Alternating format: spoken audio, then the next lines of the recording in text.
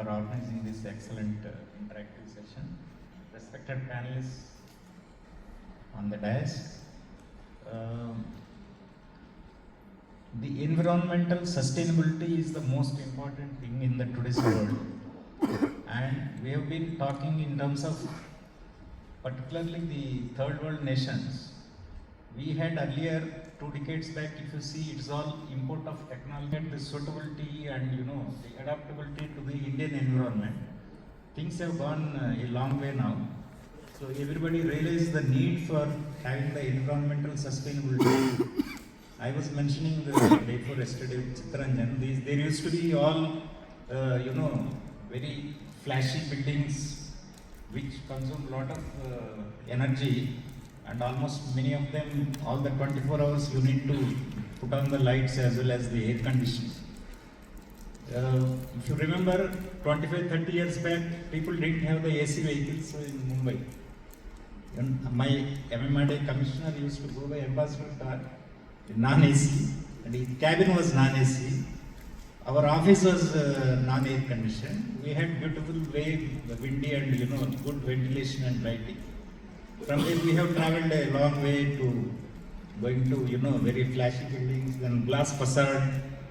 Then these glass facades also have seen when they got adopted, because when you look at these extreme cold climates, they need the proper heating system and so that the energy efficient buildings. So from their perspective, it was right to adopt these buildings facade and having this. But in Indian context, it has created another safety issue. See, a lot of fire accidents and the fire safety norms have become very critical for dealing with such buildings. From there now we are now slowly shifting towards environmental and economic sustainability buildings. So the first thing what we need to remember is right from the source of the material, the construction material, the fixtures, the lighting, and more importantly, the architects need to design these buildings where you have sufficient light unless it is required. In fact, I don't consume air conditioning except for 10-15 days in a year. So that's how a building needs to be oriented and designed. So the architects and engineers and the developers will play a very pivotal role in achieving this objective. And we need to preserve the Mumbai environment. And Mumbai is the only city in, if you see, in the largest metropolis, where you have the real diversity. You have the tigers, lions, all types of in a beautiful lung space of Borivali, Sanjay Gandhi National Park. You have the lakes here, beautiful lakes, Bihar Lake, Tulsi Lake, Vaikarna Dam. So this is where you have almost 100,000 people per square kilometer density to a extreme, when you get into a national park, you will not feel that you are in Mumbai. You can see the clear sky, you can see the stars. If you go in the evening after 7:30, 8 o'clock, if you go, it's really an amazing place to enjoy. So you have this biodiversity here, you need to preserve this. It is not message only for Mumbai, it's for all.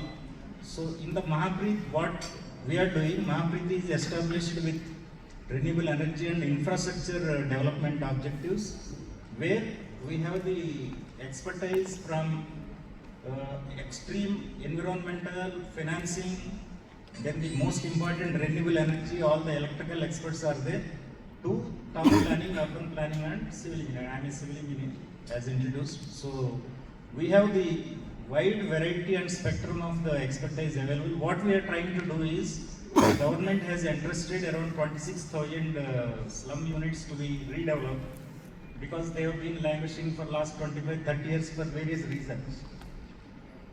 So anybody can build a building. Anybody, any contractor or any developer can come. But so what is the value addition you would do as a Mahapreet? We said we have called them as nature-based shelters for affordable housing for the needy people. So that's how the journey started. So we are looking at from the source of material, then the construction technology, the equipment you use, the fixers. In fact, I have got a recently from Central Building Research Institute a proposal where the cement plaster in brickwork would consume certain amount of cement and sand. So both are the materials which are procured from the natural resources. So how do you minimize this? By going in for a different material which is a German product, and I understand it is very complicated. It's a glue for constructing these partition walls, internal walls, where you can save a lot of energy as well as carbon footprint. So likewise, both construction source of material, the equipment what we use, and finally what the consumer uses, mainly the plumbing, fixtures, electrical, and the sustainability in the environment. We have been taught in the civil engineering that most of the technology what we adopt should be of self-enforcing and self-sustained. You don't need to every time spend a lot of money on it. So we are looking at from creating the slum rehabilitation schemes with this objective. We are also doing large amount of affordable housing under Prime Minister Awas Yojana. So that would be starting in the next 1 year time. So the consultant is appointed, the approvals would be in place in the next 3 months.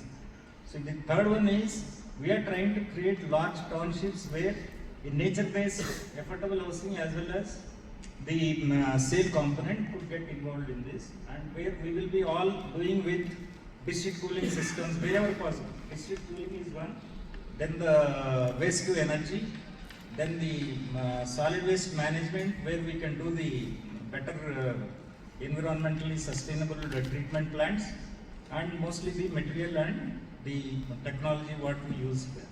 So with this background, I would hand over to you so that the topic can move forward. Thank you very much.